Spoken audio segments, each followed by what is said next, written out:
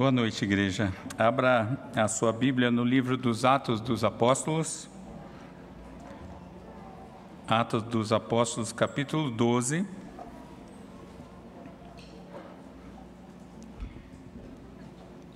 E crianças, prestem atenção na dica do desenho. Aliás, aconteceu uma coisa muito boa esses dias. Eu soube que eu estava dando dica muito fácil.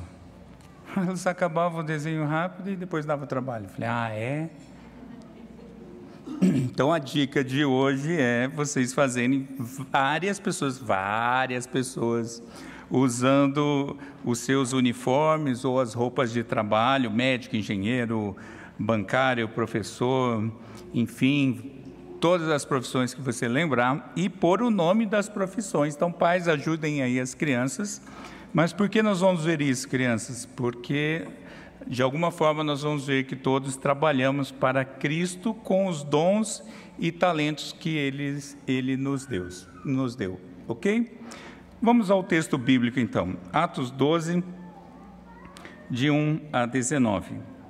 Porque aquele tempo mandou o rei Herodes prender alguns da igreja para os maltratar, fazendo passar a fio da espada a Tiago, irmão de João.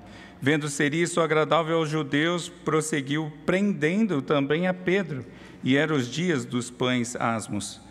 Tendo-o feito prender, lançou-o no cárcere, entregando-o a 4 escoltas de 4 soldados cada uma, para o guardarem, intencionando apresentá-lo ao povo depois da Páscoa.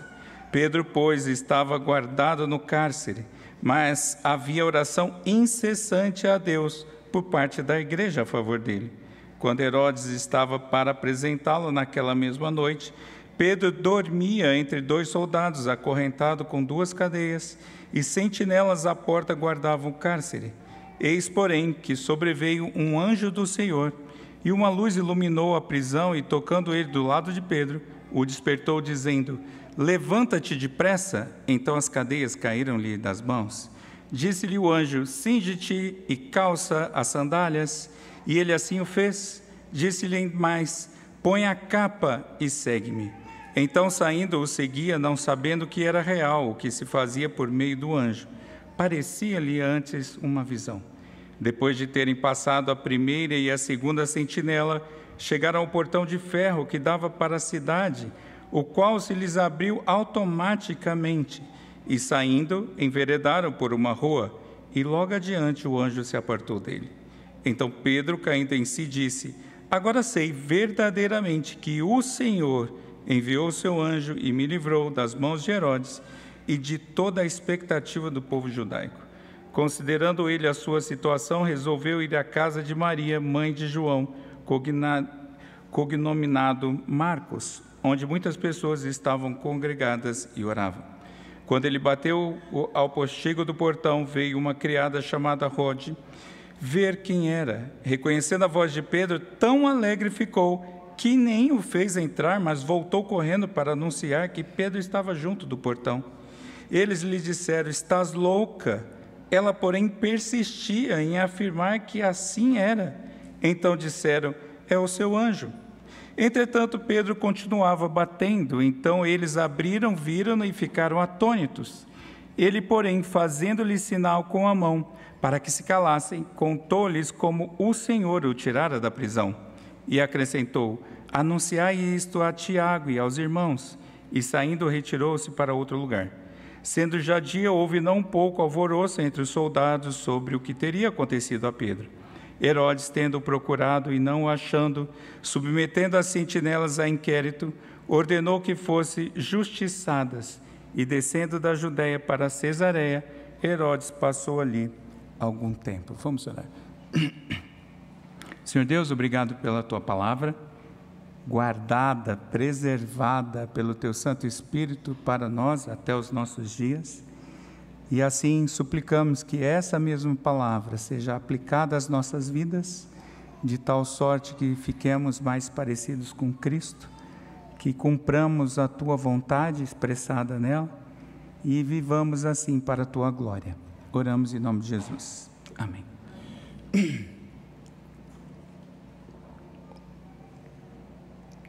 Meus irmãos, Vamos direto para o texto. Hoje eu fiquei pensando, vamos direto para o texto.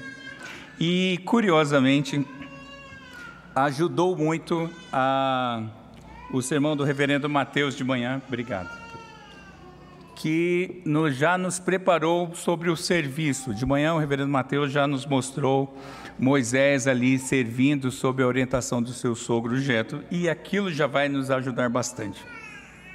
Vamos tentar entender aqui o que aconteceu. Me perdoe, mas a garganta está pegando. Eu quero que você passe pelo texto comigo, ok? Enquanto o reino de Deus avança, nós somos informados a respeito da perseguição contra os apóstolos, o povo de Deus e agora também os apóstolos em Jerusalém, porém a partir do poder civil, o uso distorcido das leis para manter oposição, para travar oposição ao povo de Deus. E surge aqui já logo um nome, Herodes. Esse é Herodes Agripa I, sobrinho de Herodes Antipas, aquele que matou João Batista, que pôs na cabeça, cortou a cabeça e zombou de Jesus. Esse também é neto de Herodes o Grande, que mandou matar as crianças em Belém. Então veja que é uma família que gosta, né, de mandar matar pessoas. Mas curiosamente esse Agripa, ele tinha uma avó judia, e por isso ele se valia dessa ascendência para se relacionar com judeus. Os historiadores dizem que Herodes apresentava ofertas no templo, tinha uma boa relação com os judeus, praticava a lei, e os judeus estavam achando que eles tinham um rei próprio, não é? Então Herodes tinha conquistado a relação com os judeus. Porém, agora ele está promovendo perseguição aos cristãos, e ele mandava prender os cristãos. Ele começou a mandar prender os cristãos com o propósito de maltratá-los. Veja, aqui não é uma questão de justiça, se estavam fazendo alguma coisa errada, não. Era para maltratar mesmo os cristãos. E diz o versículo 2, então, que ele mandou matar o apóstolo Tiago, muito provavelmente decapitado, o corte de espada. E esse Tiago aqui é irmão de João e filho de Zebedeu. Esse Tiago é aquele do círculo mais íntimo de Jesus. Lembra? Pedro, Tiago e João no barquinho, é esse aqui. E tem um detalhe curioso, porque Tiago e seu irmão foram aqueles que falaram: Senhor, quando o Senhor estiver no topo, põe a gente para sentar um do seu lado, um do outro. E o Senhor falou assim: isso eu não vou prometer, mas vocês vão beber do mesmo cálice e vão receber o mesmo batismo que eu. Ou seja, vocês vão experimentar a morte como eu vou experimentar. E não é que ele morreu mesmo? Herodes manda matar Tiago, o apóstolo Tiago. Agora, os judeus, meus irmãos, gostaram. Os judeus se agradaram dessas medidas. A falsa igreja se alegrava com a morte dos crentes, se alegrou mais ainda com a morte de um apóstolo. E animado então com o resultado anterior, Herodes mandou prender Pedro. Não bastou só Tiago, agora traz Pedro também. E Pedro já tinha fugido, né, meus irmãos, de cadeias.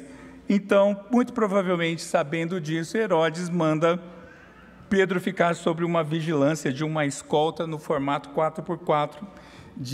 A cada vigília trocava 4 soldados, ele ficava com 4 soldados cuidando dele, e isso até passar a Páscoa. Não se sabe exatamente por quê, mas provavelmente porque Herodes fazia de conta que cumpria as leis judaicas, e então, passada a Páscoa, ele mataria Pedro, e isso seria um espetáculo maior ainda, não é? Enquanto isso, Pedro preso, promessa de morte já sobre a sua cabeça, a verdadeira igreja intercedia. Versículo 5 diz que ela orava sem cessar. O texto aqui no grego, a palavra no grego é fervorosamente. A igreja clamava por Pedro. Talvez a morte de Tiago deixou as coisas mais em estado de alerta. Um já morreu, o outro está preso. A igreja agora se reúne para orar, para interceder, e dá a ideia de ser uma vigília durante a noite. A noite aqui, eles estão há alguns dias, muito provavelmente, mas essa noite é a noite anterior ao julgamento de Pedro. E é bonito de se ver, meus irmãos, aqui que a oração da igreja é a resposta à perseguição do Estado. Está ali Herodes querendo acabar com os crentes, e a igreja então se reúne. A igreja não faz o levante, a igreja não chama todo mundo para manifestação, a igreja se reúne ali para orar. E Pedro está sob segurança máxima. Ele está acorrentado a 2 dos soldados, cada uma das suas mãos está acorrentada a um dos soldados, e os outros 2 ficavam do lado de fora da cela, guardando a cela. Então veja, ele estava num esquema realmente de segurança máxima. Mas esse texto tem um detalhe que ele está me consumindo desde o momento que eu comecei a estudar. Diz o texto que Pedro dormia. Meus irmãos, vamos entrar na cena. É a última noite. Ele vai morrer no dia seguinte. Era certo que ele ia morrer no dia seguinte. Provavelmente eu estaria acordado roendo as unhas, por falta de fé. Mas Pedro, o apóstolo, dorme. Pedro dorme o sono dos justos. Ele dorme tanto que quando aparece um anjo do Senhor com a luz radiando ao seu redor, que ilumina toda a prisão. Veja, nem a luz forte acordou esse homem. Precisa que o anjo cutuque Pedro para acordá-lo. Vamos lá? Oi, garoto, levanta. O anjo cutucando Pedro para ele acordar. E Pedro desperta, talvez um tanto quanto sonolento, e recebe a ordem para se levantar depressa. E quando ele recebe essa ordem, as algemas soltam das suas mãos automaticamente, ou sem ele fazer absolutamente nada, e as correntes caem então dos seus braços, e a ordem do anjo é para ele se aprontar rapidamente. Não vou gastar muito tempo aqui, mas o fato é que ele está se recompondo. Se recompõe, levanta e vamos sair daqui, Pedro. E Pedro segue o anjo. Num resgate, segundo o versículo 9, num resgate que parecia uma visão. Pedro está meio confuso, e nesse aspecto eu entendo Pedro. Tenta fazer isso comigo de madrugada. Eu também estava assim confuso, o que está acontecendo? Mas tudo bem, estamos indo. E eles passam então pela primeira porta, saem dos 2 soldados, todos os soldados provavelmente estavam dormindo, ou o Senhor os colocou num sono profundo, não sabemos. Saem os 2 soldados, passam pelos outros 2 soldados, eles seguem passando pelas sentinelas e chegam ao pesado portão de ferro que fica na porta da rua. Os estudiosos falam de uma grande grade de ferro, e aqui surge então, é daqui que surge o portão automático, né? Eles estão passando e diz o texto que o portão se abre. Esse era um portão pesado, faria barulho, mas aqui o portão se abre automaticamente. E eis que ele percebe que tudo aquilo foi resultado da intervenção divina, diz o texto no versículo 11, para livrá-lo de Herodes e do desejo sanguinolento dos judeus. Ele percebe que Deus é que está agindo. Quando parecia, meus irmãos, que não tinha mais jeito, ele foi liberto por uma ação extraordinária. Sabe quando que ele foi liberto? Na Páscoa. E isso é fantástico, é o feriado da Páscoa, é o último dia, é o feriado da passagem para a liberdade. Eu acho isso aqui de uma sutileza do Senhor tão grande. E ele então é liberto. E agora Pedro está na rua, o anjo desaparece, e ele tem a seguinte ideia: vou para a casa de Maria. Quem é essa Maria? Provavelmente Pedro conhecia bem. Maria, mãe de João, Marcos, o evangelista, tia de Barnabé, conforme Paulo nos fala lá em Colossenses 4:10. Uma casa de refúgio, ou uma casa de amigos, uma casa de crente, porque Nessa casa havia muita gente na vigília de oração. Lembra que o texto diz que a igreja estava intercedendo por Pedro? Eles estavam. O refúgio na presença dos amigos que não desistiram de interceder por eles. A igreja estava reunida na casa daquela irmã, intercedendo por Pedro. Afinal de contas, Tiago já tinha morrido. Lembram disso? A gente tem que ficar com o texto em mente, meus irmãos. Eles estão clamando: Senhor, está acabando o tempo. Pedro já vai também, Senhor. Faz alguma coisa. Agora, esse texto ele é tão cheio de detalhes, mas tem um humor agora que eu acho isso, eu chego a achar lindo. Porque quando, volta comigo, meus irmãos, Pedro foge. Fuga miraculosa, fuga espetacular, sai livre, sem ninguém perseguindo. Você vai andar devagar? Claro que não. Imagino eu, Pedro segue para a casa dessa irmã. Chegando lá, Pedro bate à porta. E é uma casa, segundo estudiosos, parece que uma casa maior, uma casa de gente com mais grana, porque tem porta e anteporta, então tinha muitos cômodos. E Pedro está lá batendo na porta. Gente, ele está fugindo. Tudo que você quer é que a porta abra logo. Afinal de contas, a outra abriu automaticamente, né? E agora ele está batendo na porta. E Rode, que significa rosa, a criada, foi lá para identificar quem era para abrir a porta. E ela provavelmente deve ter tido aquela fala do tipo: quem é? Pedro, sou eu. Rode, abra aí. O texto diz que ela ficou tão feliz, que ela não abriu a porta. E ela voltou, foi para dentro, foi para contar para o povo que estava lá dentro: gente, Pedro está vivo. Tipo, cadê Pedro? Pedro está lá. Pedro está vivo. É ele, eu tenho certeza. Quando ela fala isso, acontecem duas coisas. Primeiro, o texto é claríssimo. O texto diz que eles viraram para ela e disseram: está maluca? Pedro está preso, dessa vez ele não foge. Agora o esquema é forte. Gente, eu estou enriquecendo com detalhes privados, mas você está vendo o texto aí, né? Me perdoe se isso está indo além. Mas o pessoal achou que ela estava doida.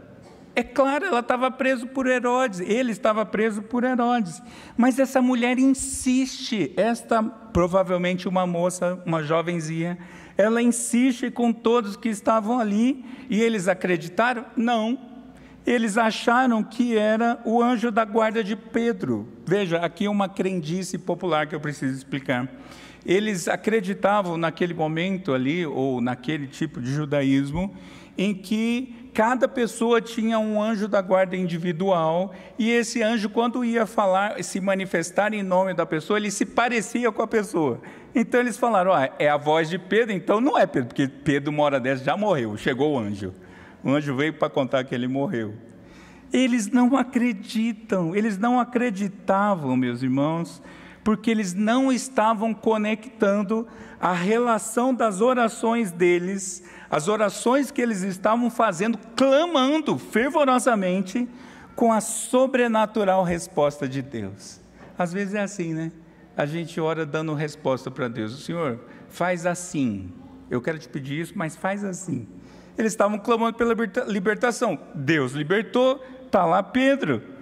E o versículo 16 continua essa ironia humorada, Pedro batendo na porta.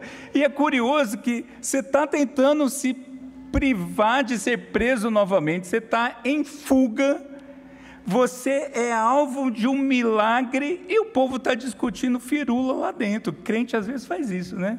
Fica discutindo temas que não tem a ver.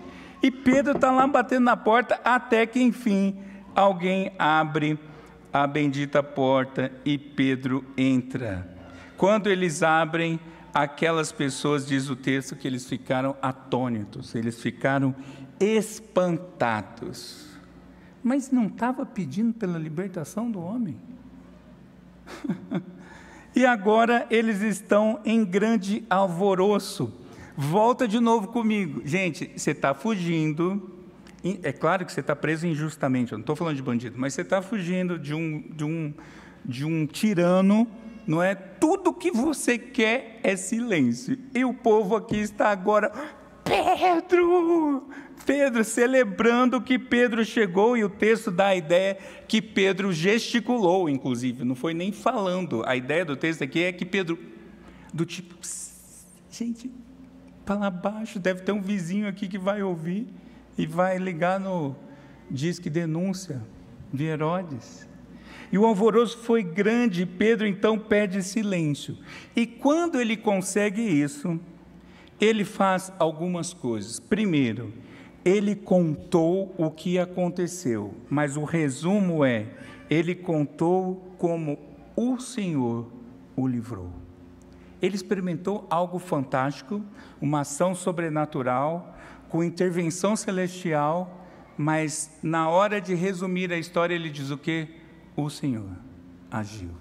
Ele sabia que aquilo tinha sido obra do Senhor. Em segundo lugar, ele orientou que aquelas pessoas contassem essa boa notícia a Tiago. Ué, mas Tiago não morreu? É outro Tiago. Aqui é Tiago, irmão de Jesus. Esse Tiago, irmão de Jesus, ele vai se tornar um dos pilares da igreja em Jerusalém. Muito provavelmente o substituto de Pedro. Então Pedro tem interesse nele, vai lá e conta para Tiago, porque esse Tiago talvez já estivesse escondido também. Herodes estava caçando crente. E ele ainda diz, fale isso para Tiago e para os irmãos. Provavelmente, irmãos aqui signifique os outros líderes da igreja, os outros crentes espalhados ali por Jerusalém. E foge. O texto diz que ele se retirou para outro lugar que não sabemos onde é. A tradição diz que ele foi para Roma, mas não há evidência alguma de que isso tenha acontecido, nem dá muito certo se fosse esse sentido. E, meus irmãos, tem hora que tem que fugir mesmo. Pedro não está negando a fé. Se estivesse diante de Herodes, nega, senão você morre, não, eu sou do Senhor, mata, pronto, acabou. Não é?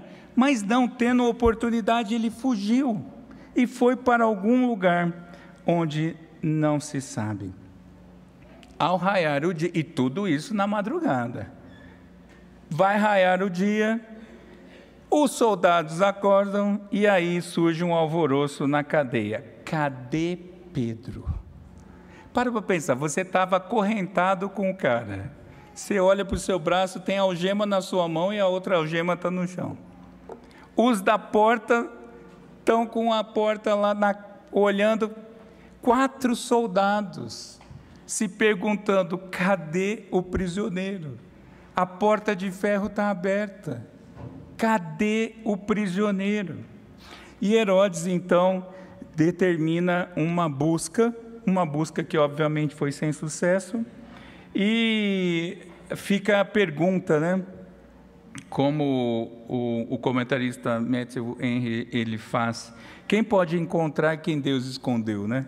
Não tem jeito, eles procuram, não acham, e aqui há um outro detalhe curioso, vamos lá, de novo, entra na pele dos soldados agora, e explica para Herodes o que aconteceu, vai lá, qual a chance que você tem? A única resposta que você pode dar, dormir. Aliás, não fui só eu, nós 4 dormimos, porque só pode ter sido isso, alguma coisa do tipo. E Herodes faz o que a lei permitia, Herodes aplica a lei àquele sentinela. Se você estava guardando uma pessoa, e essa pessoa fugia, você experimentava a punição daquele que você estava prendendo. Traduzindo, Pedro não ia morrer? Eles deixaram fugir, 4 soldados mortos. Herodes manda matar os soldados e foge, ou parte para Cesareia, que aliás é um lugar belíssimo, o lugar lindo, mas ele vai para lá, era uma cidade que ele gostava muito e tinha sua habitação. Que história, né, meus irmãos? Que que história, dá até uma trilha de filme de fuga das mãos do tirano, alguma coisa do tipo. Mas eu queria que a gente olhasse para os personagens dessa história e tentássemos entender algo sobre o serviço a Cristo, ou serviço no reino. Tem anjo? Tem. Anjo é servo do Senhor. Tem Herodes? Tem. É um vilão. Tem as sentinelas, os subalternos? Tem. Mas todos esses que eu acabei de citar, não vejo equivalência com o serviço cristão. Então eu não vou me dedicar a eles. Ok? Vamos aos personagens que nos interessam. A igreja do Senhor em ação. Primeiro personagem, o apóstolo Tiago. Ah, pastor, mas o que ele fez? Morreu. Essa foi a participação dele nessa história. Tiago foi da prisão para o céu. Essa foi a atividade de Tiago aqui nessa história. Nós temos pouco tempo aqui, poucos anos desde a ressurreição de Cristo. Mas esse apóstolo chamado Tiago serviu o Senhor por poucos anos. Será que Deus não poderia ter preservado? Poderia, mas o Senhor não quis. Nos planos de Deus, aquele apóstolo, chegou o dia dele de morrer. Mas nós temos outro apóstolo, temos o apóstolo Pedro, que ia morrer também, mas Deus preservou. E Pedro vai então da prisão para a proclamação. Pedro vai fazer um serviço muito mais longo do que Tiago. Pedro vai servir em vários lugares. O texto bíblico de Atos e as cartas de Paulo e as próprias cartas de Pedro vão nos mostrar que Pedro se tornou um apóstolo itinerante. Ele e sua esposa viajavam e passaram por vários lugares, servindo e anunciando o Senhor. Um morreu rápido, outro foi morrer muito tempo depois. Mas nós ainda temos outros nomes. Nós temos Maria, mãe de João Marcos. Talvez João Marcos estivesse na casa, nós não sabemos. Nós temos Rode, o nome de uma empregada, de uma serva da casa. E nós temos um grupo de pessoas que não tem nome, que não deram nome, ou não disse, o autor Lucas não disse quem era, não vinha ao caso. Mas o que essas pessoas todas têm em comum? Uma casa aberta, gente servindo na casa com os seus dons e talentos, gente orando intensamente e gente que ainda vai servir como mensageiro. Todas essas pessoas são citadas como pessoas que estão trabalhando pela causa de Cristo. É uma história curta mesmo, mas eu queria que nós olhássemos para ela e víssemos diretamente algumas aplicações para a nossa vida. Em primeiro lugar, duração. O tempo a serviço do reino. Meus irmãos, é o Senhor que diz por quanto tempo nós somos úteis a Ele. Uns morrem cedo, outros vivem mais. Minha mãe ontem fez 91, acho que não chega a isso nem... Uns falecem com 30 e pouco, como tivemos no final do ano passado. Outros vão muito longe. E vão servindo ao Senhor enquanto estão vivos. É isso que interessa. Uns são martirizados, outros são preservados. O Senhor tem um jeito de lidar com cada um dos seus filhos, e o que importa em relação ao tempo é sermos fiéis no tempo que Ele nos dá. Deixa eu te perguntar, que dia que é o dia da sua morte, você sabe?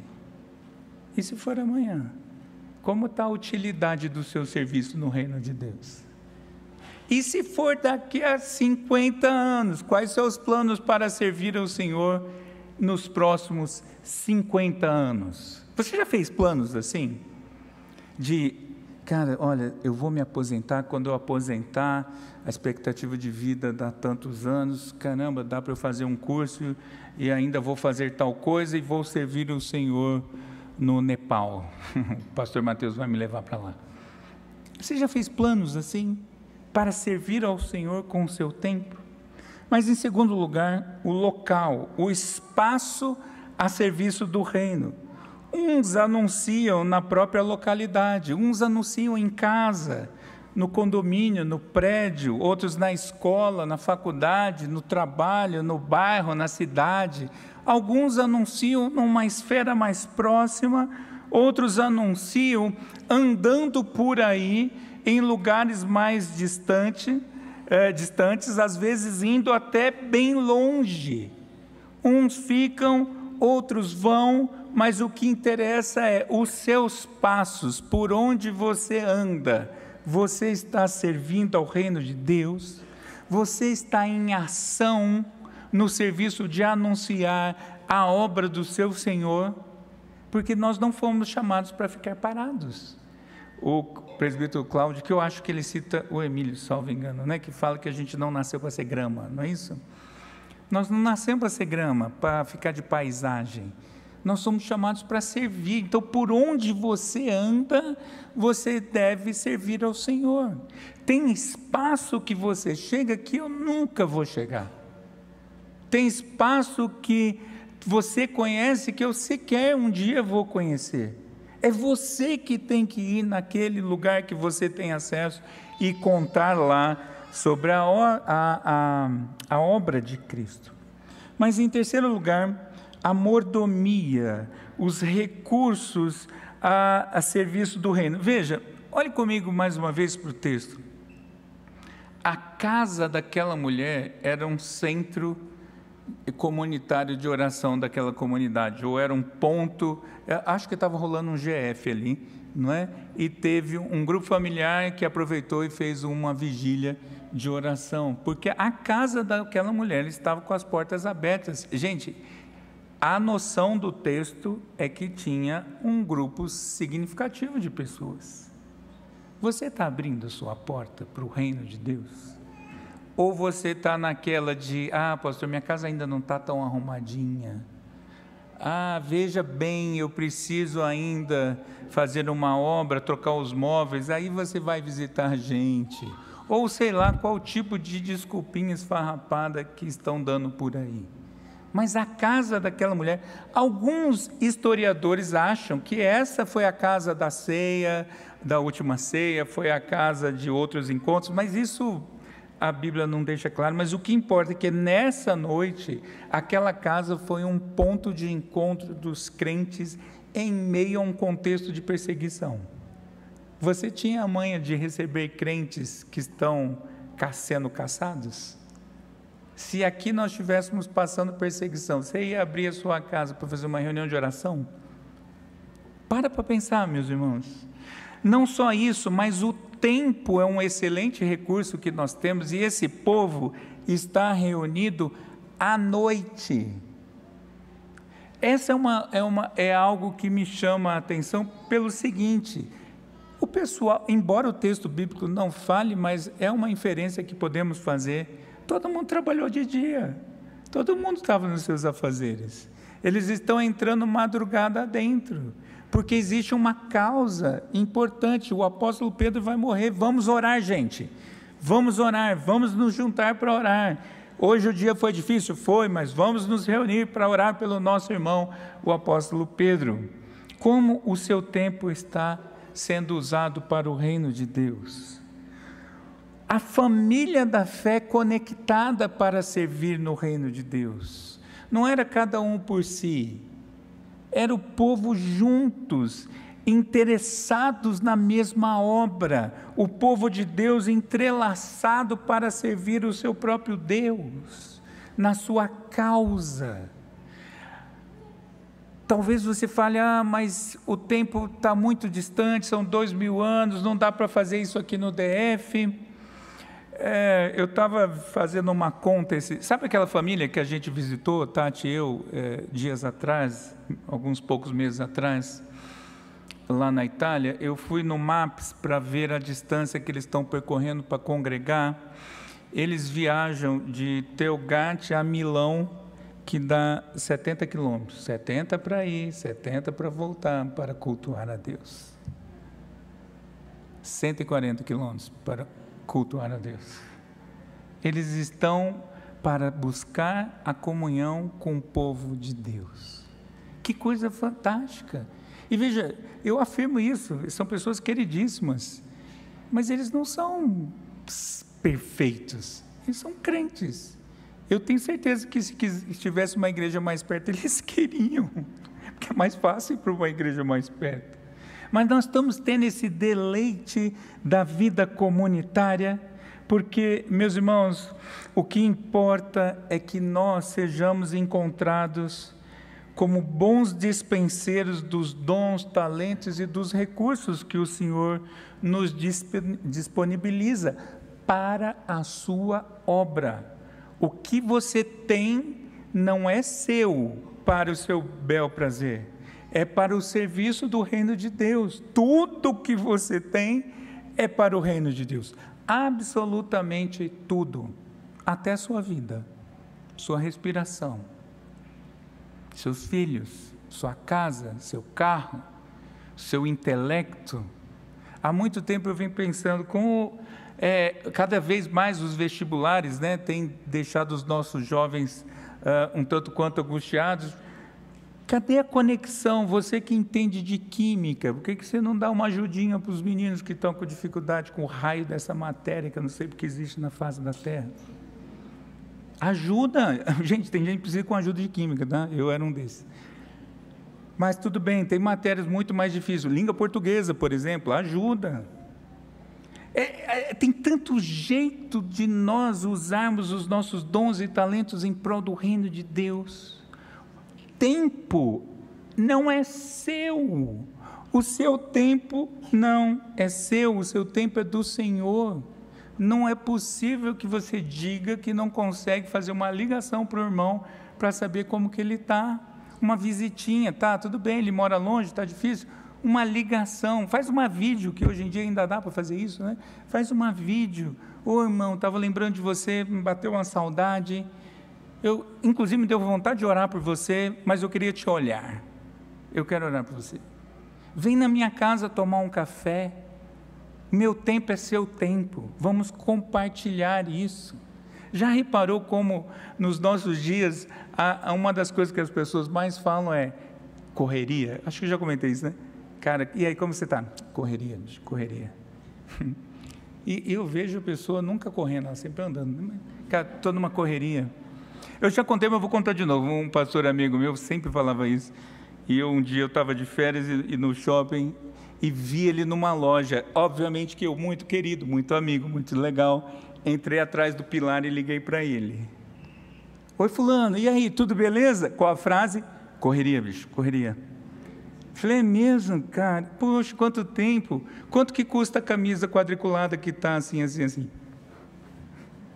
Aí eu me apresentei, né? E aí, estou aqui, cara. Oh, não, é que eu estou esperando por um aconselhamento e tal. Falei, não estou duvidando.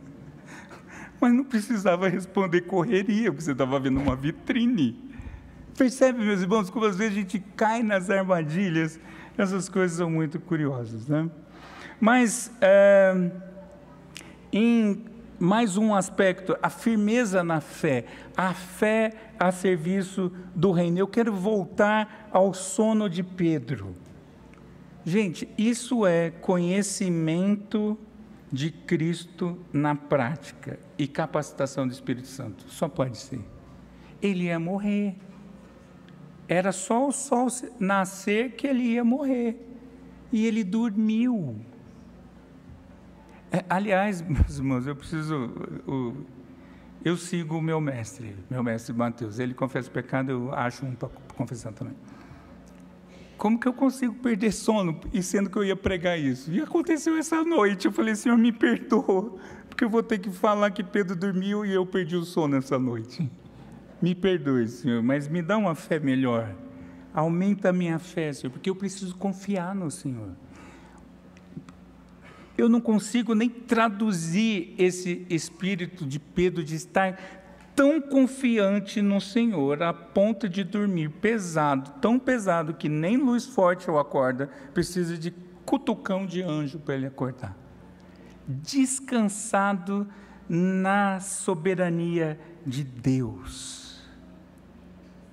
Importa, meus irmãos, é que nós busquemos crescer na graça e no conhecimento de Jesus Cristo, e isso ser visto pelas pessoas ao nosso redor.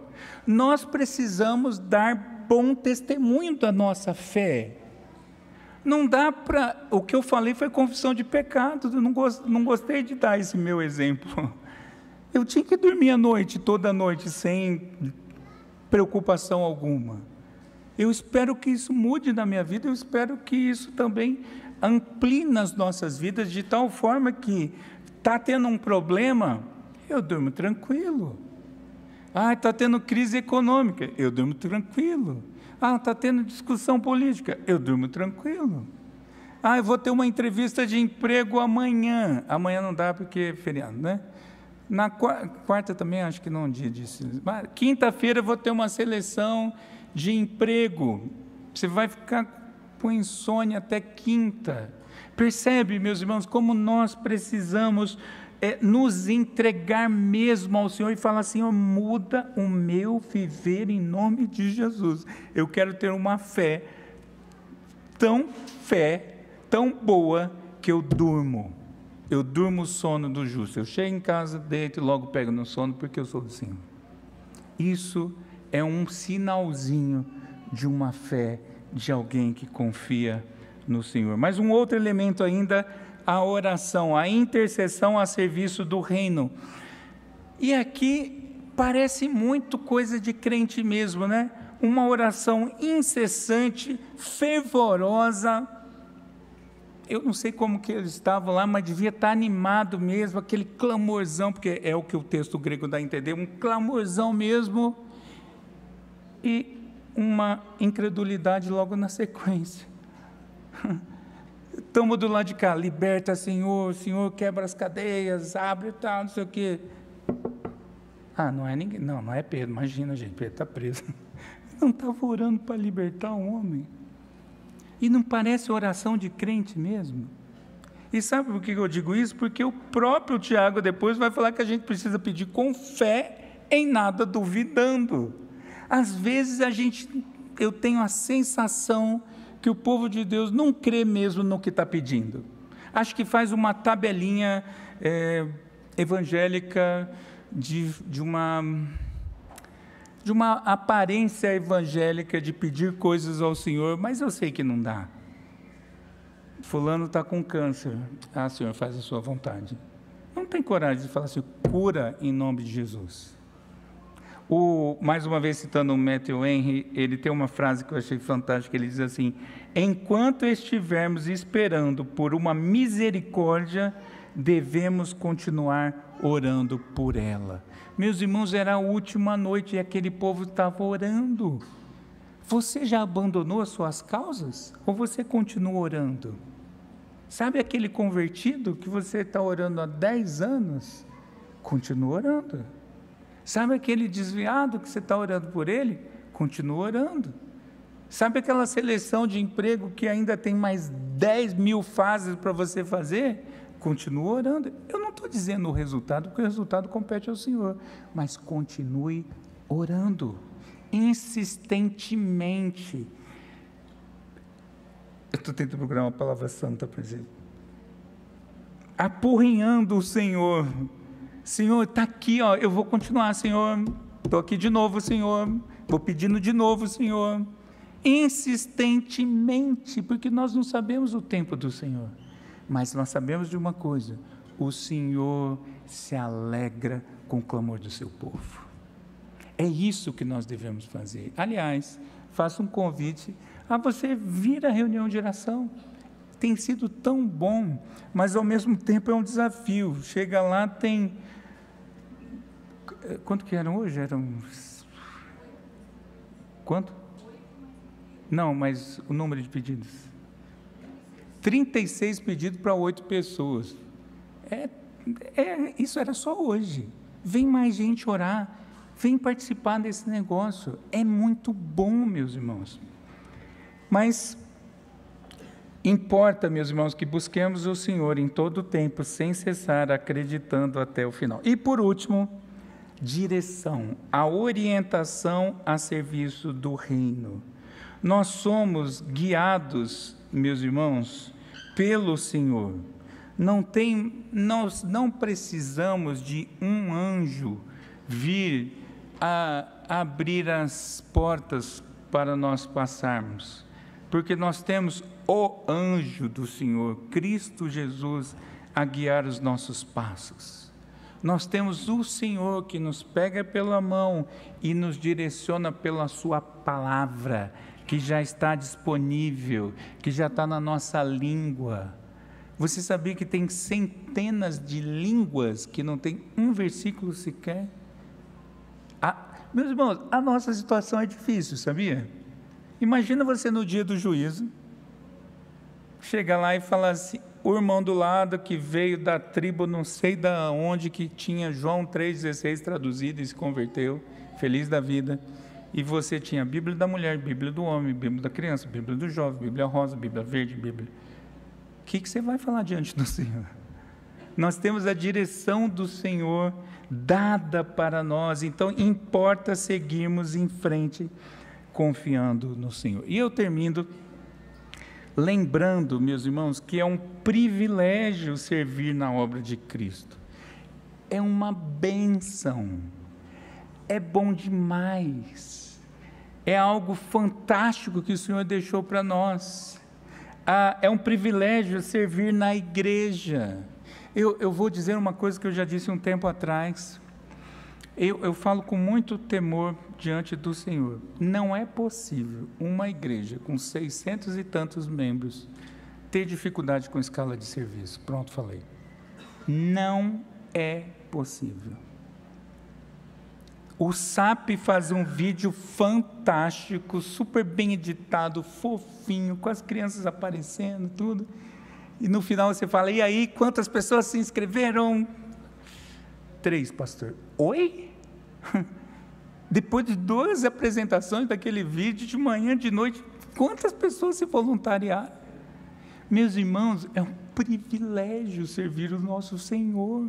Você foi chamado para isso, criatura. Aliás, você deixou de ser mera criatura e se tornou filho de Deus para isso, para servir o Senhor. É uma bênção. Tem tanta coisa para fazer. Talvez você fale assim, isso é uma coisa que eu aprendi depois que eu voltei para a redenção, né, há 2 anos. Eu estava aqui, saí, fui para uma igreja de 60 pessoas. Depois voltei para uma igreja de 600 pessoas. Lá a gente falava, realmente, não tem gente para fazer as coisas que a gente precisa fazer, né? Mas aqui, essa é a armadilha da igreja grande. Talvez você olhe e fale assim, está tudo funcionando.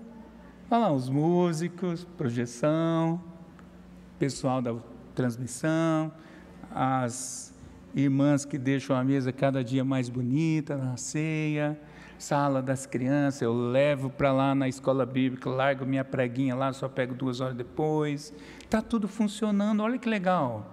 Saio, vou tomar um café, está quentinho, coquinha gelada, está tudo funcionando. Meus irmãos, tem tanta coisa para fazer. E eu vou te dizer uma explicação bíblica, não é minha, é do Senhor. A seara é grande e os trabalhadores são poucos. E isso acontece aqui, infelizmente. Nós precisamos servir. Talvez você fale assim, mas pastor, o que eu sei fazer bem mesmo não tem aqui. Tá, então tem 2 opções. Faz meia boca o que você não sabe, já é grande coisa. Ou vamos implementar aqui o que você sabe fazer. Louvado seja o Senhor, tem mais coisa que nós não começamos a fazer ainda. Precisamos fazer. Você vai ser a pessoa para implementar esse serviço. Fala comigo que a gente dá um jeito. Entende? Mas eu queria também ainda dizer que a gente não serve só na igreja. A gente serve por todo canto que a gente anda. A gente serve na nossa casa, a gente serve no nosso trabalho, na nossa escola, na rua, no metrô, no ônibus.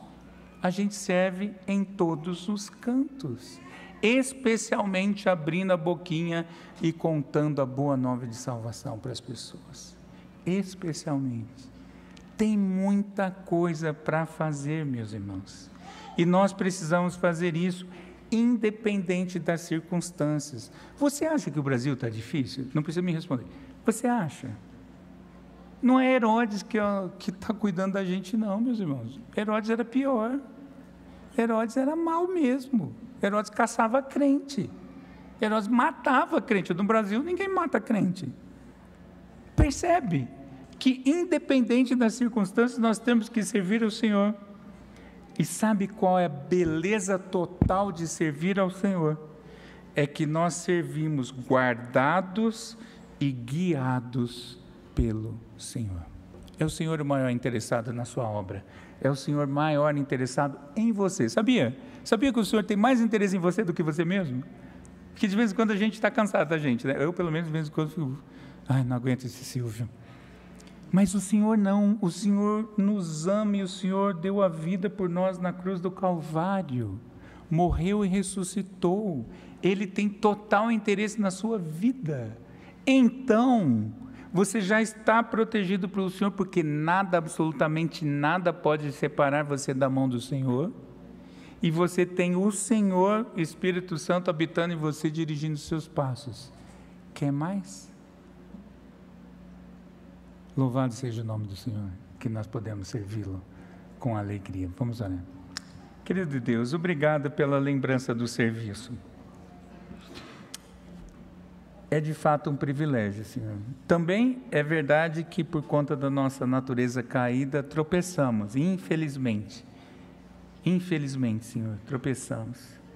Às vezes no desleixo, às vezes a preguiça alcança os corações, às vezes a insegurança, até falsos argumentos que conquistam os nossos corações. Mas, ó Pai, em nome de Jesus, transforma o nosso viver. Faz-nos servos teus, servos fiéis, servos que se o Senhor nos levar agora, seremos encontrados fiéis nos usos dos dons e talentos e dos recursos que o Senhor nos dá. E mais, dá-nos também a alegria da salvação, e assim serviremos com um coração alegre. Faz isso em nosso meio, Pai. Te pedimos isso em nome de Jesus. Amém. Vamos cantar.